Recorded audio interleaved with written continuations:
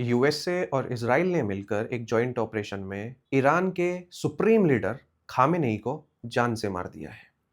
Iran में मौजूद Khamenei के सपोर्टर्स इससे बहुत दुखी हैं, परेशान हैं और सड़क पर उतर चुके हैं और मातम मना रहे हैं।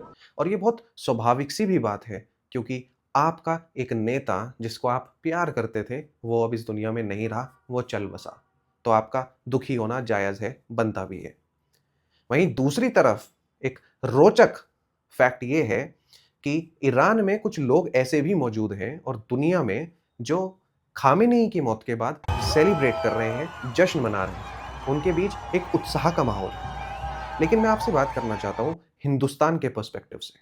हिंदुस्तान में जगह जगह पर, कई जगहों पर लोग सड़क पर उतर आए। लोगों की आंखों से आंसू टपक रहे हैं, वो आंसू बहा रहे हैं, दुखी हैं, परेशान हैं, मातम मना रहे हैं, चिल्ला रहे हैं, रो रहे हैं। खामेनेई की मौत के बाद वो बहुत ज्यादा दुखी हैं। औरतें सड़कों पर आकर चिल्ला रही हैं, रो रही हैं, आंसू टपका रही हैं और कह रही हैं, एक खामेनेई मरेगा तो हजार खामेनेई और पैदा होंगे। हम अपने बच्चों को शहीद होने के लिए ही पैदा करते हैं। कल भी शेर था, आज भी शेर है, कयामत तक शेर रहेगा। एक खामेनेई मरेगा, हजार खामेनेई ऊपर। हम माँ ने बेटे जने हैं कुर्बानियां देने के लिए। ऐसा लगता है मानो खामेनेई से इनके कुछ पर्सनल रिलेशंस थे।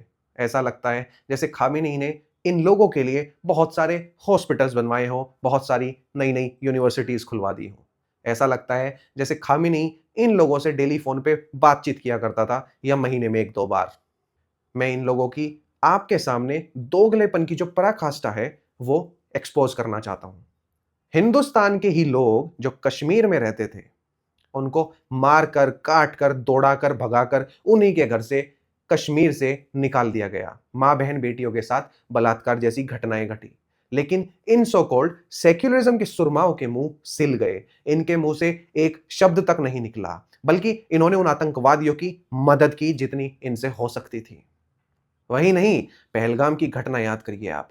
हिंदू बहन बेटियों को धर्म के आधार पर विधवा कर दिया गया और इन सो कॉल्ड सेक्युलरिज्म के सुरमाओं के मुंह दोबारा सिल गए और इनके मुंह से एक शब्द नहीं निकला।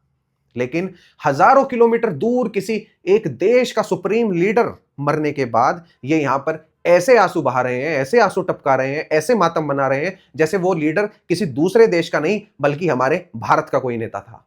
ये इनका दोगलापन है।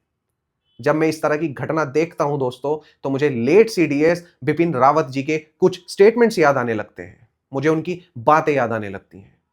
ये एक बहुत गंभीर समस्या है जिसका परिणाम हम एक बार कुछ साल पहले 1947 में देख चुके हैं, भारत का जब विभाजन हुआ था। और मैं नहीं चाहता इस तरह का कुछ भी घटनाक्रम दोबारा इस देश के साथ हो, हिंदुओं के साथ हो। इसलिए इन सभी समस्याओं को, इन सभी मुद्दों को, इस तरह की घटनाओं को मैं चाहता हूं हम सभी को गंभीरता से लेना चाहिए और इनका डीप में जाके, गहराई में जाके एक एनालिसिस जरूर करना चाहिए। जय श्री राम।